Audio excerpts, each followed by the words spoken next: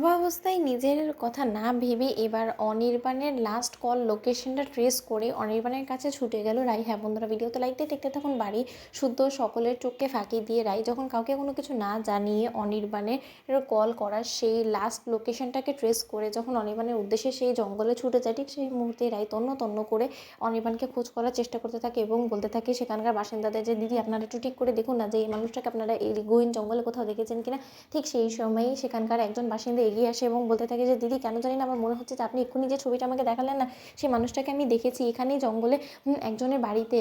সেদিন হাতির তাণ্ডবে একজন আহত হয়েছিল এবং সেই আহত মানুষটাকে তারা তুলে নিয়ে গিয়ে তাকে যথেষ্ট পরিমাণে সেবা যত্ন করে সুস্থ করে তোলার কথা বলেই তারা তাদের বাড়িতে নিয়ে তুলেছিল। তারপরে কি হয়েছে না হয়েছে সেই সম্পর্কে আমাদের বিন্দুমাত্র কোনো ধারণা নেই। অন্যদিকে রাই বলতে থাকে যে সেই বাড়িটা কোথায় আপনারা ঠিক আমাকে দেখিয়ে দিতে পারবেন। ঠিক সেই সময় যখন গুন্ডারা তাড়া করে রাইকে বলতে থাকে যে কী গো সুন্দরী, এই গহীন জঙ্গলে কী কাজ তোমার বলো তো, তোমার কোনো রকম কোনো সহযোগিতা লাগলে তুমি আমাদেরকে বলো, তুমি এখানকার লোকেদেরকে কেন বলছো বলো তো, এই সকল এলাকা তো আমাদের অর্ডারেই চলে, তাহলে এই গোটা এলাকার কোথায় কী আছে না আছে সেই সম্পর্কে নিশ্চয়ই আমাদেরই সব থেকে বেশি ধারণা আছে। আমাদেরকে বলো যে তোমার ঠিক কী প্রয়োজন, তোমার সকল প্রয়োজন মেটানোর জন্য আমরাই তো রয়েছি, তাই না।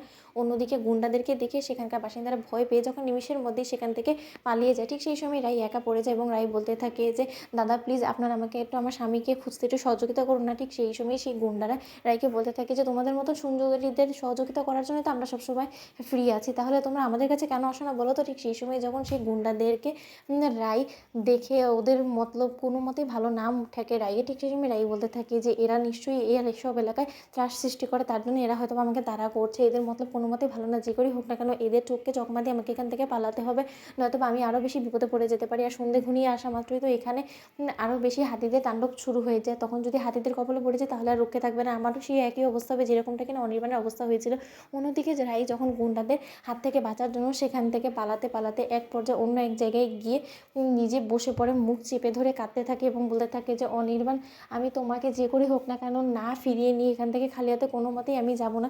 ঈশ্বর তুমি আমার অগ্নি পরীক্ষা নিচ্ছ নাও, কিন্তু তার শর্ত আমার এই পরীক্ষা শেষে আমার ফলটা তুমি ভালো দিও। ঈশ্বর আমার স্বামীকে তুমি আমার কাছে ফিরিয়ে দিও, আমার সন্তানের জন্য হলেও অন্তত আমার স্বামীকে তুমি ফিরিয়ে দিও, নয়তো বা আমি আমার পরিবারের কাছে ফিরে গিয়ে কী উত্তর দেবো। ওরা সকলে মিলে আমার স্বামীকে মৃত বলে ধরে নিলে, আমি তো এখনও পর্যন্ত আমার স্বামীকে মৃত বলে ধরে নিইনি। আর যখন একবার আমার স্বামী কোনো একটা ইশারা আমাকে দিয়েছে যেন ও বেঁচে আছে, তাহলে সেটা আমি কী করে বুঝেও না বুঝার ভান করতে পারি। অন্যদিকে রাই যখন আশ্রয় নেওয়ার জন্য গুন্ডাদের থেকে তারা থেকে বাঁচার জন্য যখন অন্য এক বাড়িতে গিয়ে হুট করে ঢুকে পড়ে, ঠিক সেই সময় সেই বাড়ির লোকেরা চিৎকার করে উঠে এবং বলতে থাকে যে কী ব্যাপার, আপনি কাউকে না বলে কই এরকম করে বাড়ির ভিতরে কী করে ঢুকে পড়েন বলুন তো, আপনার সাহস তো কম না। ঠিক সেই সময় রাই বলতে থাকে যে দিদি আপনাদের দোহাই লাগে, প্লিজ আমাকে এখান থেকে তাড়িয়ে দেবে না, তাহলে গুন্ডারা আমাকে এক্ষুনি এখানে শেষ করে দিবে। তো বন্ধুরা, ভিডিওটি ভালো লাগলে লাইক এবং শেয়ার করে সাবস্ক্রাইব করতে ভুলো না।